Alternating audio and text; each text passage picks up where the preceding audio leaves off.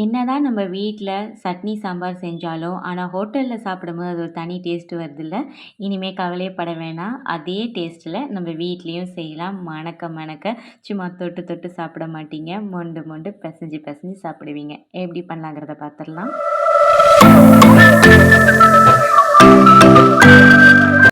3/4 cup உடைச்ச பச்சை பயிறு சேர்த்துருக்கேன். 1/4 கப் அளவுக்கு நான் மைசூர் தால் எடுத்திருக்கேன். நீங்கள் வந்து துவரம்பருப்பு கூட எடுத்துக்கலாம்.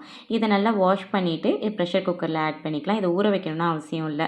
மூழ்கிற அளவுக்கு தண்ணி விட்டு ஒரு பச்சை மிளகா, 5 வந்து பூண்டு பல், 2 தக்காளி, 1 பல்லாரி, கொஞ்சோண்டு வெந்தயம், கொஞ்சோண்டு ஜீரகம், கட்டி பெருங்காயம் கொஞ்சோண்டு சேர்த்து, மஞ்சத்தூள், அது கூடவே வந்து 1 டேபிள் ஸ்பூன் அளவுக்கு சாம்பார் பொடி சேர்த்து, மேங்கொண்டு கொஞ்சம் தண்ணி விட்டு, அதை மூழ்கிற அளவுக்கு தண்ணி விட்டு நல்லா வந்து 1 விசில் இல்லைன்னா 2 விசில் விட்டு எடுத்துக்கோங்க. பருப்பு சைஸுக்கு தகுந்த மாதிரி தான். ஸோ நான் 2 விசில் விட்டு எடுத்துக்கிட்டேன்.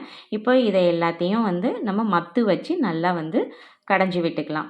நீங்கள் மத்து வச்சு கடைங்களேன்னா சும்மா ஒரு ஆப்பையை வச்சு கூட நீங்கள் அழுத்தம் கொடுத்து கடைஞ்சிக்கோங்க. இப்போ வேணுங்கிற அளவுக்கு தண்ணி விட்டு கொஞ்சோண்டு கருவேப்பிலை, கொஞ்சம் தாராளமாக மல்லிக்கீரை சேர்த்துக்கோங்க. அது கூடவே மல்லித்தூள் இருக்கு இல்லையா, அதை வந்து 2 டேபிள் ஸ்பூன் அளவுக்கு சேர்த்துக்கோங்க. கூடவே கொஞ்சம் உப்பு சேர்த்துட்டு நல்லா கலக்கி விட்டுக்கோங்க. உங்களுக்கு எவ்வளோ தூரத்துக்கு தண்ணியாக வேணுமோ அந்த அளவுக்கு தண்ணி சேர்த்துக்கோங்க. இப்போ லோ ஃப்ளேம்லேயே ஒரு 3 நிமிஷம் கொதிக்க விட்டுன்னு இந்த மாதிரி தலபுலாண்டு உங்களுக்கு கொதித்து சாம்பார் வாசம் நல்லா மணக்கும். அப்போ அடுப்பை ஆஃப் பண்ணிவிட்டு அடுத்து தாளிச்சிடலாம். எண்ணெய் விட்டுக்கோங்க. கடுகு, கொஞ்சோண்டு பெருஞ்சீரகம், ஜீரகம், வெந்தயம், உளுத்தம்பருப்பு, காஞ்ச மிளகாய் எல்லாம் தடபடன்னு வெடிச்சதுக்கப்புறம் நம்ம வந்து இப்போ சாம்பாரை சேர்த்துடலாம். அது கூடவே மல்லிக்கீரையும் சேர்த்து நல்லா கலக்கி விட்டுக்கோங்க. இந்த ஸ்டேஜில் உப்பும் கரெக்டாக இருக்கான்னு பார்த்துக்கோங்க.